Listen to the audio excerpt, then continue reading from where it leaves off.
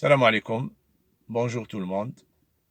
Aujourd'hui, je voudrais vous parler de la relation directe qui existe entre l'automédication en matière d'antibiotiques et la résistance à ces derniers. Du moment où je m'adresse préférentiellement à un personnel euh, prescripteur, à des malades et surtout au collectif de pharmaciens qui m'ont fait appel pour des topos de formation médicale continue, je voudrais dire que, comme on l'a dit la dernière fois, depuis la pénicilline jusqu'à présent, c'est-à-dire plus de 80 ans après, on ne cesse de mener une guerre farouche entre la recherche en matière de médicaments et surtout d'antibiotiques et la résistance bactérienne à ces derniers. Je voudrais dire que cette résistance ne peut naître qu'après des contacts répétés entre une molécule et des bactéries. Et comme la nature le veut, une bactérie qui est agressée à plusieurs reprises avec une molécule d'antibiotique va devoir essayer de se défendre.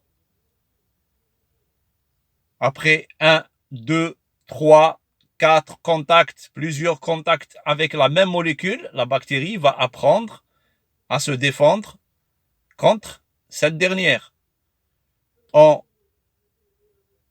en lui évitant de se fixer sur sa paroi en changeant les récepteurs bactériennes, de la paroi bactérienne, ou bien lui éviter de la détruire en changeant les récepteurs au niveau du ribosome, ou surtout, carrément, en fabriquant des enzymes comme les bêta-lactamases pour essayer de détruire l'antibiotique avant qu'il ne la détruise.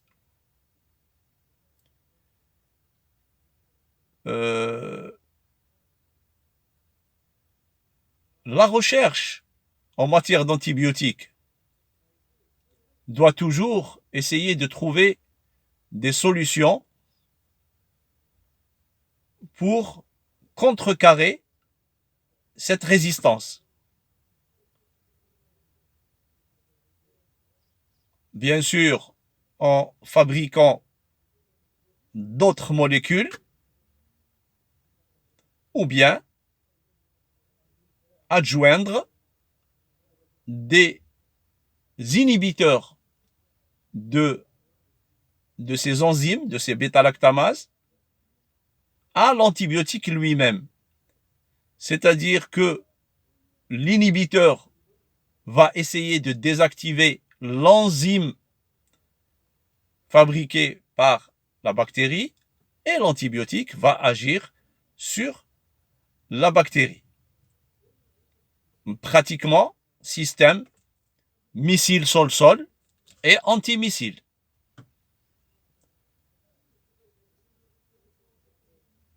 L'essentiel de ce qu'on a dit, c'est que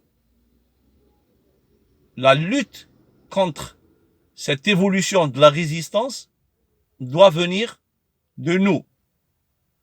Entre autres, l'automédication en matière d'antibiotiques, c'est-à-dire quand le malade va chez le pharmacien acheter lui-même son antibiotique, alors ça ne doit se faire que sur prescription médicale. Le malade n'achètera pratiquement jamais l'antibiotique qu'il faut, ne le prendra pas en dose correcte et ne le prendra pas en durée suffisante ou bien en durée correcte. Et c'est dans ce sens, et c'est là où la bactérie profite pour fabriquer ces bêta-lactamases ou bien pour devenir résistante. Et c'est là où ce conseil doit trouver sa place. Un, pour le malade, qu'il ne doit prendre l'antibiotique que sur prescription médicale, et surtout pour le pharmacien d'officine, de ne pas vendre un antibiotique ou plein d'autres médicaments que sur ordonnance. Je profiterai pour signaler d'autres causes de résistance, parce qu'il n'y a pas que l'automédication.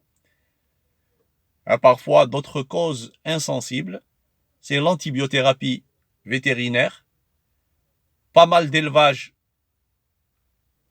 pour la viande rouge, la viande blanche ou d'autres élevages animaliers nécessitent des antibiotiques, non seulement pour le traitement des maladies animales, mais parfois à titre préventif, et c'est là où on trouve tout le problème. Vous allez me dire qu'un malade n'a jamais pris tel antibiotique alors qu'il a fait une infection résistante à une bactérie X. Mais bien sûr, parce qu'il a mangé de la viande rouge, il a mangé de la viande blanche, il a été au contact avec des antibiotiques qu'il n'a jamais pris, donc automatiquement, ces bactéries vont fabriquer des résistances.